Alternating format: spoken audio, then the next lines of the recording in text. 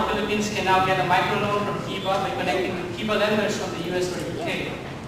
Kiva volunteers facilitate the transactions online and ensure the transaction is legit. Can you imagine that? A farmer from Grupo suddenly goes online to help Kiva volunteer get a $300 loan for a startup in this business. Prosper. Prosper is a peer-to-peer lending. When you say peer-to-peer, individual to individual. A guy who has extra money puts up his money in Prosper. Someone who needs money takes it up and say, how much are you willing to pay for this? Then I'll say, give me 5% interest. Now imagine that. There's no intermediary. There's no bank like BPI or Metrobank or PNB. Imagine the kind of efficiencies that have changed in the banking industry. According to former US Secretary of Education Richard Riley, the top 10 in-demand jobs in 2010 did not exist in 2004. Believe me, in my time, when I left UPLB in early 1990s, internet was just starting in the US. Any job or any business model this time in the online world today, they were unheard of. We were doing WordStar for our business.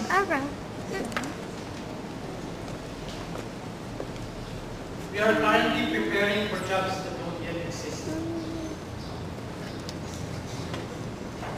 When I finished my MBA in 2004, jobs like search engine optimization expert or user experience specialist, nobody knew about them.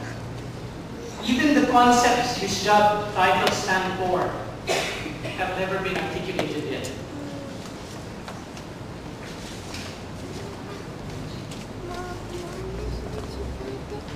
In front. When have you heard about open source technology, or what you call Web 2.0? Maybe you've heard about this Web 2.0 thing. It's your Facebook, it's your Skype, Google.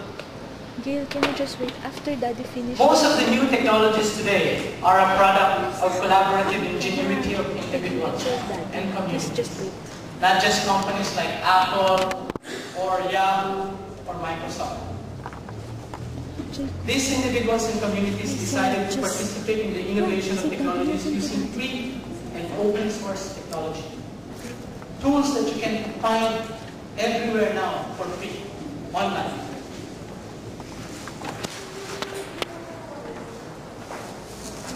Think about the green solutions that you've heard or you've seen on TV or in the internet.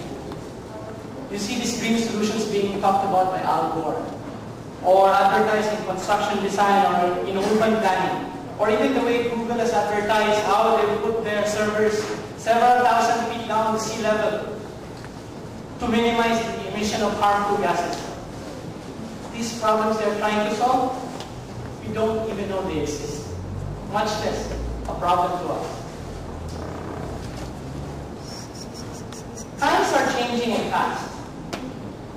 There's an explosion of information, of the digital world, and the technologies that pervade our lives, virtual or real, every day. We live in exponential times. Did you know that there are about 76 billion searches performed in Google every month? No. Oh yeah, ako rin. Where do you think these questions were addressed to before without Google?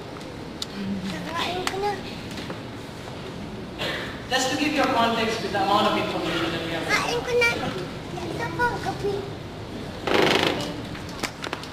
1 week of information from the Philippine Star, or take another example, Philippine Daily Inquirer, is greater than the entire history of information from the 19th century.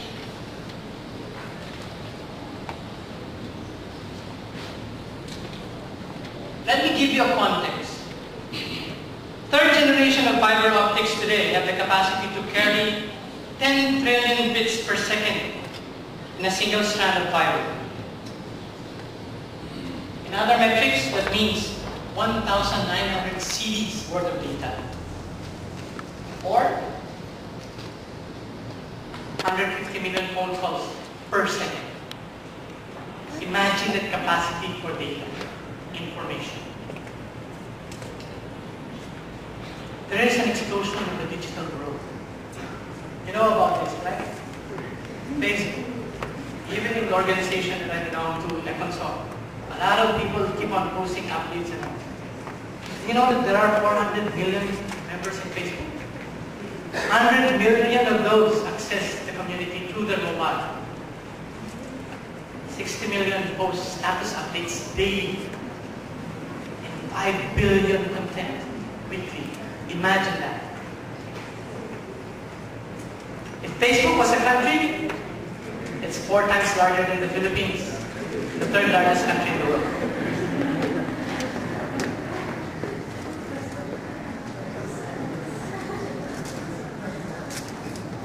In 2009, over 170 million laptops have been distributed,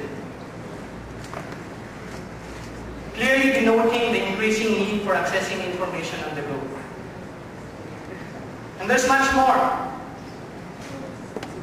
The $100 laptop project expects to distribute from 50 to 100 million laptops a year to children in underdeveloped countries.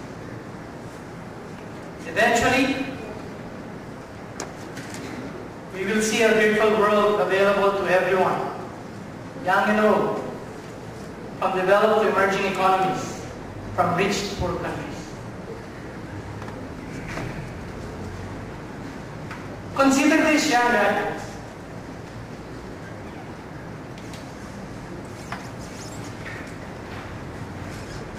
You are at the forefront of the changes around you. And with the unprecedented explosion of information and technology, the world is literally at your fingertips.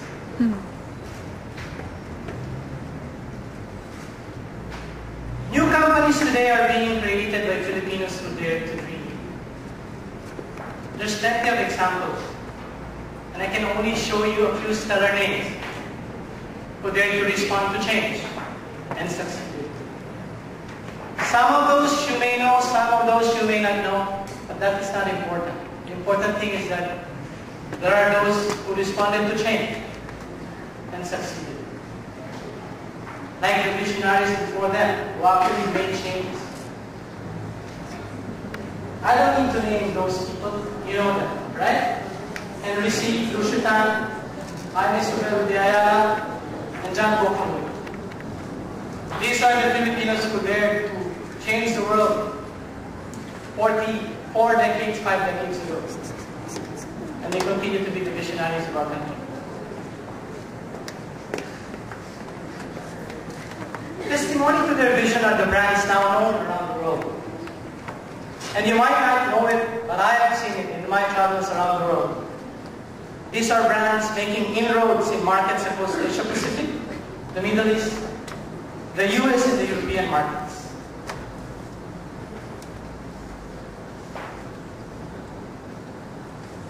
Did you know that our economy is being driven by entrepreneurs? By small and medium businesses who employ 55% of our labor force. We have a large and teeming consumer market. I'm in front of economists right now, so let me tread carefully on the statistics that I'm going to say. Did you know that 70% of our economy, I remember the CI class taught by Dr. Levy when I was in. Did you know that 70% of our economy is created through consumption? In Metro Manila, there are